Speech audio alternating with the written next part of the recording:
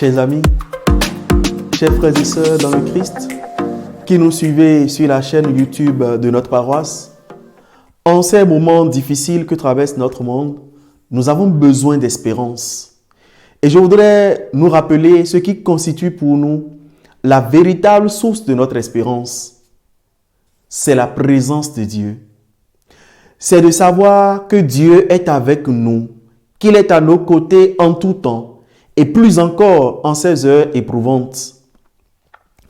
Isaïe 43, 1 à 5 nous dit: « Mais maintenant, ainsi parle le Seigneur, lui qui t'a créé, Jacob, et t'a façonné, Israël. Ne crains pas, car je t'ai racheté. Je t'ai appelé par ton nom. Tu es à moi. Quand tu traverseras les eaux, je serai avec toi. Les fleuves ne te submergeront pas. Quand tu marcheras au milieu du feu, tu ne te brûleras pas. La flamme ne te consumera pas.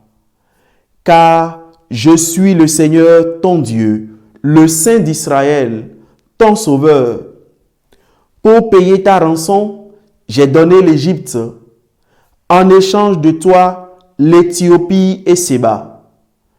Parce que tu as du prix à mes yeux, que tu as de la valeur et que je t'aime, je donne des humains en échange de toi, des peuples en échange de ta vie.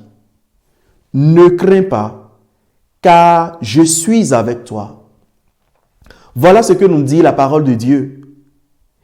Et voici encore la promesse du Seigneur par laquelle finit l'évangile de Matthieu.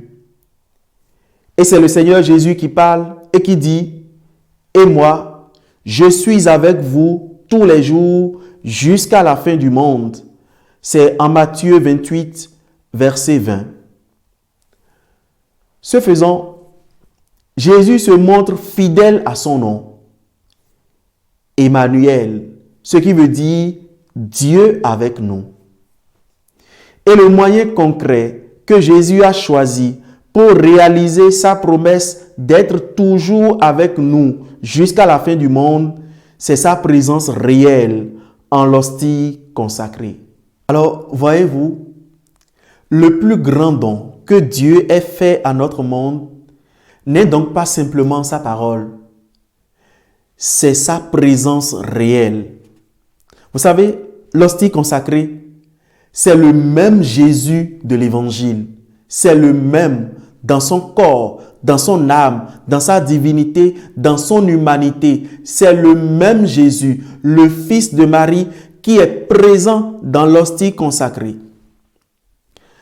Alors, quand nous nous reportons au témoignage des évangiles qui nous rapportent l'institution de l'Eucharistie, l'institution du sacrement du corps et du sang du Christ par Jésus lui-même, et cela nous pouvons le trouver par exemple en Matthieu 26, 26 à 29, en Marc 14, 22 à 25, ou encore en Luc 22, 15 à 20.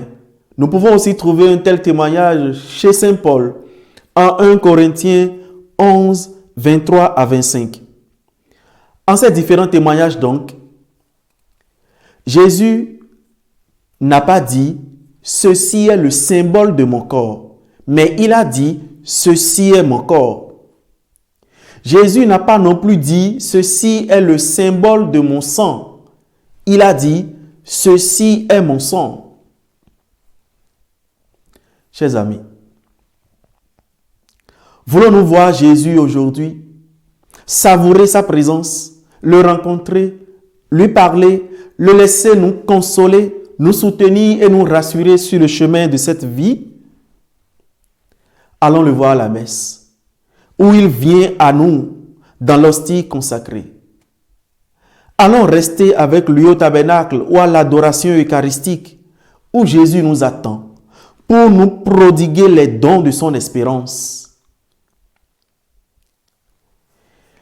Je crois qu'il avait vraiment bien compris cela. Le bienheureux Carlo Acutis, qui a été béatifié le 10 octobre dernier, lui qui aimait a dit: « Comment se fait-il qu'on ne fasse pas des rangs devant les églises pour aller rendre visite à Jésus présent au Saint-Sacrement.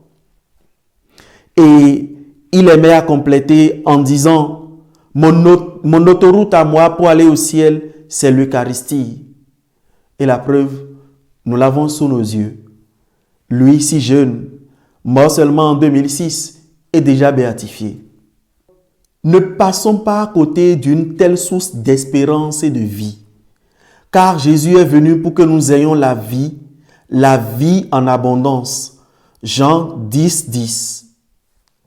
Un prêtre du Bénin, mort en odeur de sainteté à 38 ans en 2001, le père Florent Nascimento, aimait à proclamer: qui regarde le pain eucharistique, regarde Jésus. Qui touche le pain eucharistique, touche Jésus.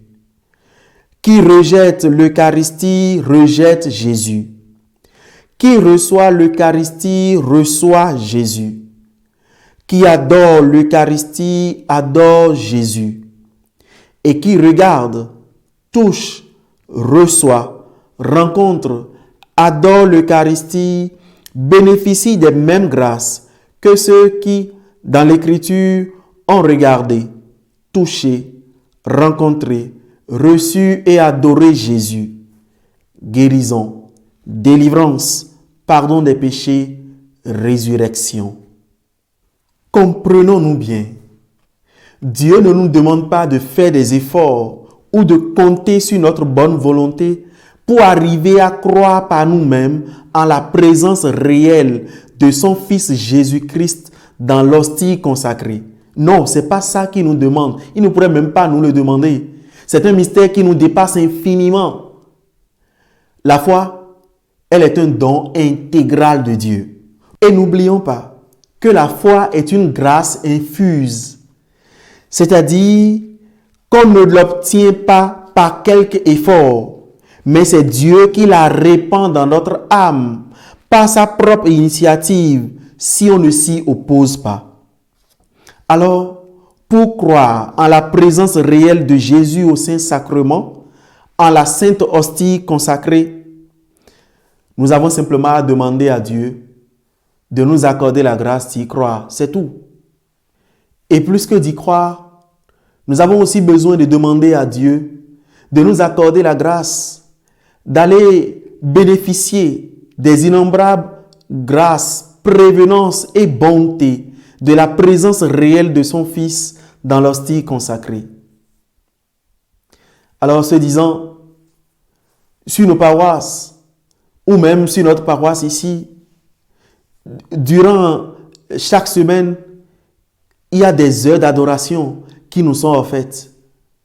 Chers amis, venons en profiter pour rester en présence de Jésus, pour bénéficier de toutes les innombrables bontés que le Fils de Dieu voudrait répandre sur nous, surtout en ces moments difficiles. Répandre en particulier sur nous son espérance pour nous donner la force d'avancer. Alors, venons rester avec Jésus. Trouvons un temps, trouvons un créneau pour venir rester avec l'ami par excellence, celui-là même qui est la véritable source de notre espérance. Cette espérance qui ne déçoit jamais.